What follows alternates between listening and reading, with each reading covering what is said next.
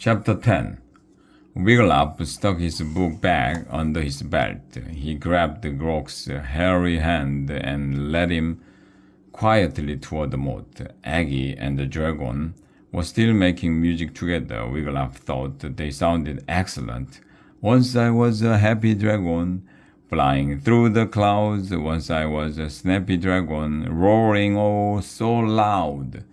When they got closer to the moat, Grog stopped. Changed me mind, didn't I? He said. You promised, Grog, whispered Wiglaf. I be a troll, Grog whispered back. I never keep me promises. You are keeping this one, Grog, said Wiglaf. He didn't really need to ask. The peppery smell told him all he needed to know. But he did ask. Are you afraid? Grog nodded. Yeah, buddy, he said. Wiglaf pulled the troll toward Bubbles. Be afraid, said Wiglaf. Be very afraid.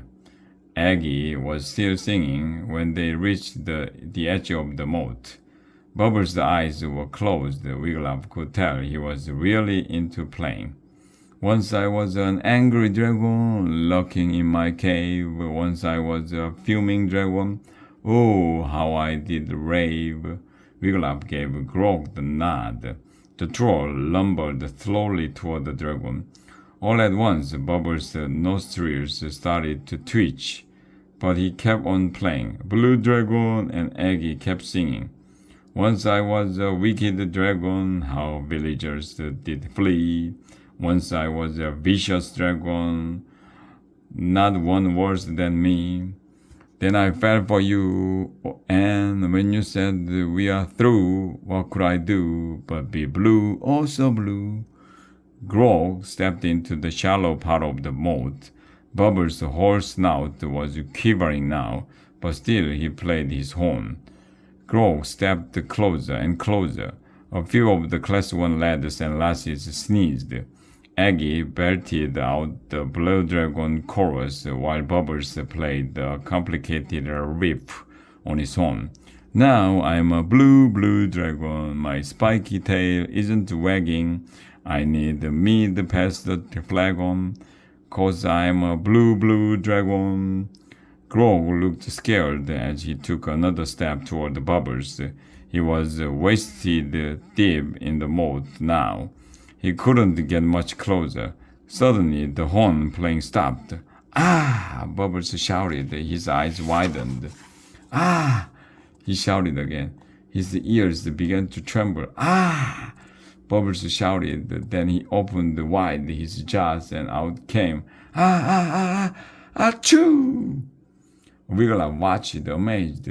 It was as if all the air inside the dragon was expelled in that one huge sneeze. The sneeze sent Bubbles skimming backward on the water, and as he skimmed, he shrank down. Look, cried Dudwin. Bubbles is shrinking. Fast, said Bilgy. Yeah, said Margot. Grog said what was happening, and it made him bold. He splashed toward the shrinking dragon. Bubbles kept shrinking until he was no bigger than a teacup. Suddenly, a big bright blue eyes grew fixed and stared straight ahead. His wings seemed to melt into his back. His webbed feet stopped paddling.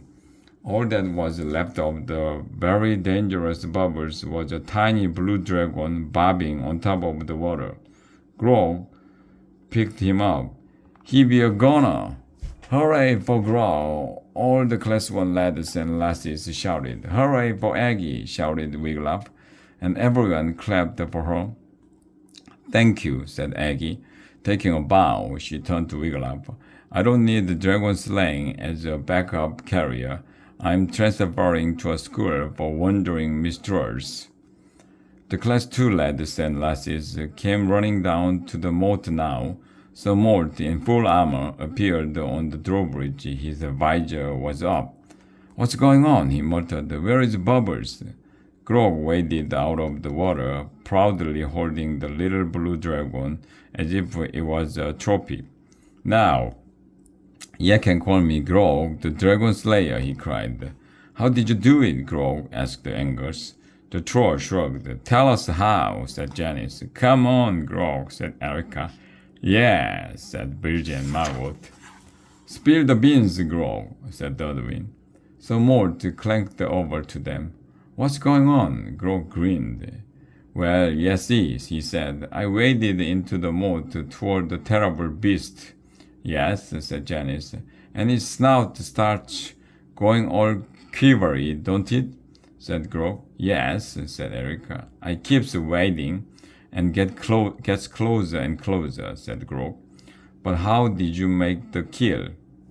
Cried Erica. Grog grinned and said, I smelled him to death, didn't I? You what? Cried Erica. Bubbles' secret weakness was sneezing, Wigglytuff said. When Grog gets scared, he smells like pepper. The pepper smell made the Bubbles sneeze. That was the biggest sneeze I ever saw, said Dudwin. But you don't smell like a pepper now, Grog.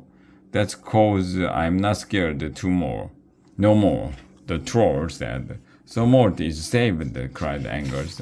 I am? So Mort said. That's good news. And we owe it all to you, Grog, said Janice. Yeah, said the troll. Yeah, do.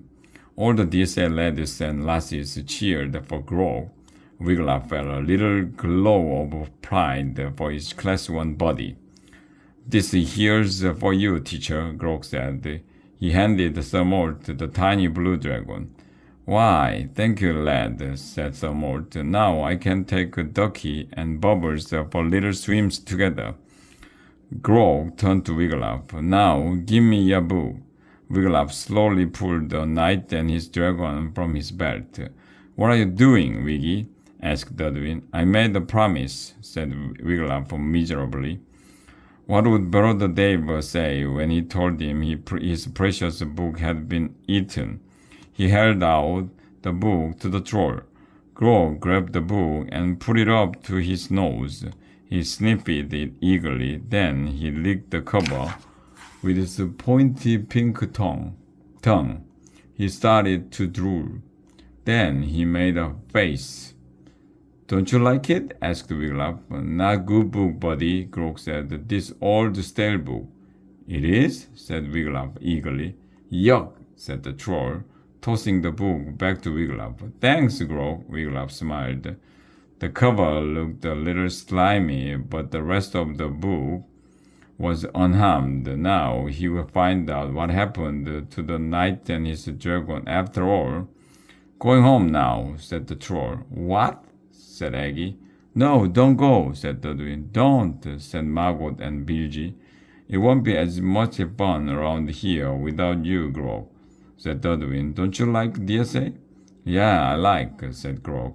But I first troll Dragon Slayer, he added proudly. I done here. Will you come and visit? Asked Dudwin.